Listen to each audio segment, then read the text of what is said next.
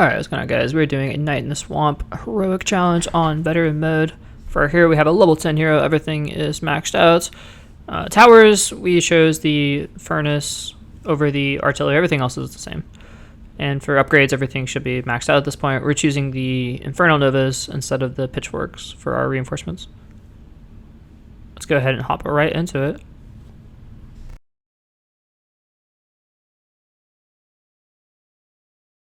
So starting off here, we're going to go ahead and put the mausoleum right in the center. There's two center spots that I think are key. One is in between those two crystals, and there's one right above it, like so. And start off, I go ahead and just put all the points into the mausoleum. We're going to get 2 level 3 and 1 level 4 mausoleum.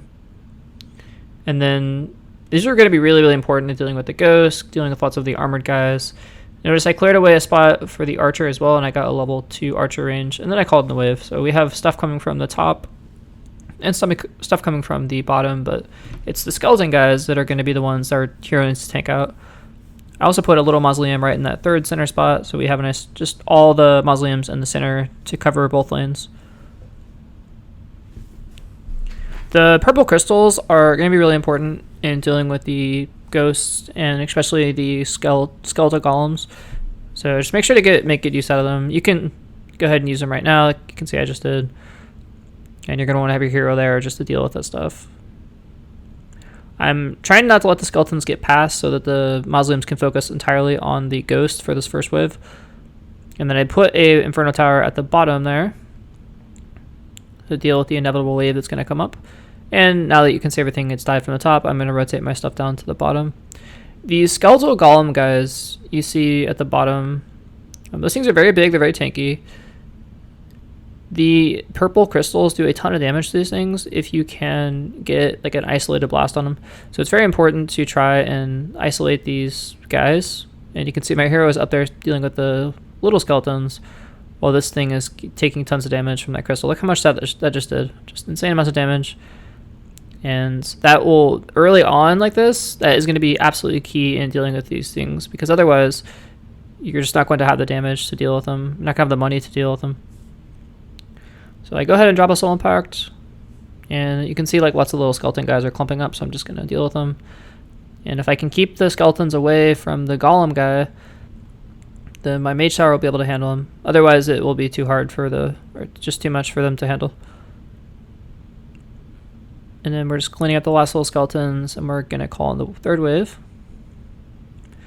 Now for these guys, I went ahead and hired some harassers for both lanes, because I know that the wolves, both the werewolves and those the bigger wolves you see, they both need to be stalled out a little bit. So my hero at the top, because the werewolves I think could do a little more damage, so I'm plopping my reinforcements at the bottom, and I move my hero to the top. And generally with the werewolves, you want to be prioritizing DPS. So maybe I could have done more archer towers here, but I know that the mage towers are going to be important later on, so I kind of like put it more into mage towers. But generally just deal with these werewolves quickly. I move my hero to the top because I do not want to let anything get past. And I do end up upgrading the archer tower at the top to level 3.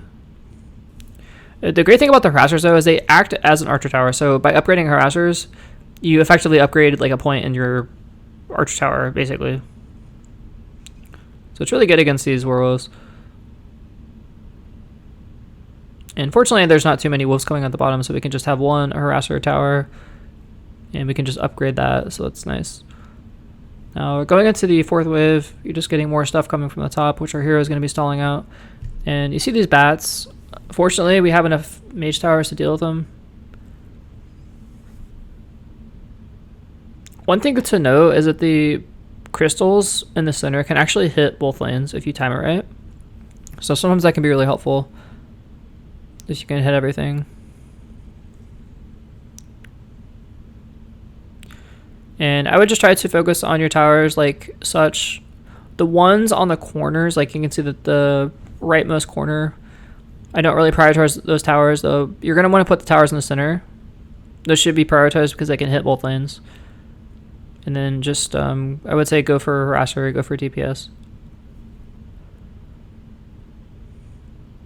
And here's just kind of chilling out in the center here towards the bottom, just to cover lanes as he needs to. This wave 4 is a pretty passive wave compared to the previous one. And just pop your crystals whenever you get the chance to. You're probably going to call this wave in pretty early. Pay attention to when towers get overgrown so you can immediately clear them up if you need to, like that. Now for the top, I rotate my hero back because I don't want this wolf to kill off my guys. And I pop that little crystal so they can die really quickly. Going into wave 5 and wave 6, these skeletal mages start to become a big problem.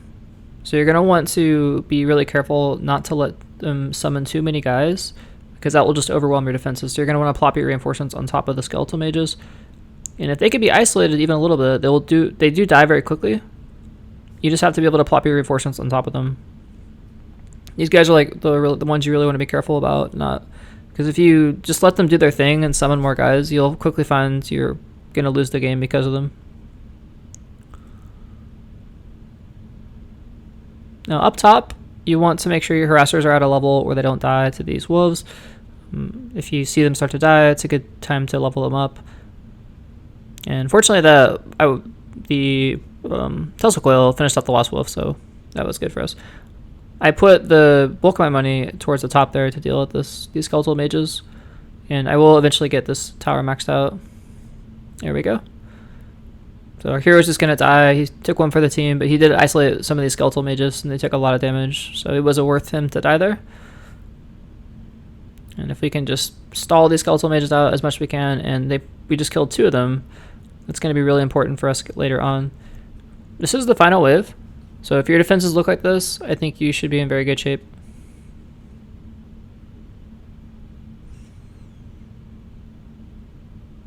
And the isolated golem obviously taking a ton of damage for these mage towers. Not a big deal there, but it would be a huge deal if the skeletal mages had gotten closer, because then they could summon more skeletons. Now at the top, the top side, the fully upgraded archer tower is going to be essential here. And I go ahead and drop a soul impact because I really want those things to die. And my hero's just having a rough time, just keeps getting blasted over and over again, but I feel like the stalling for him is worth it. And a couple of the big golems coming at the bottom. No big deal if you have all these mage towers upgraded. At this point, just kind of upgrade what makes sense. You could go elite, you could go fully upgraded harassers. I like the mausoleums because they do the DPS. Even though the skeletal mages do resist it quite a bit. But you can see all of the skeletal mages start to clump up now, and they're starting to summon things. So that's a bit of a problem. I move as fast as I can here to move my hero over to the bottom, or to the top side rather.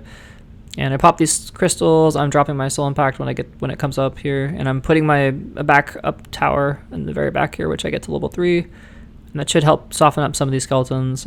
It does get a little bit tight. I have to move my hero back quite a bit, and I end up selling towers. And you can see the other archer tower had I sold it to give me money to upgrade my stuff. So that's something you can definitely do once they get out of range. And with the upgraded towers, I'm able to finish off this wave. It's so very tight, but we managed to do it. You can see the last golem is dying. Goodbye.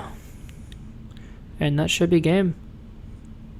So I hope you guys enjoyed that. I hope you found that helpful, and I will see you in the next video. Have a good one.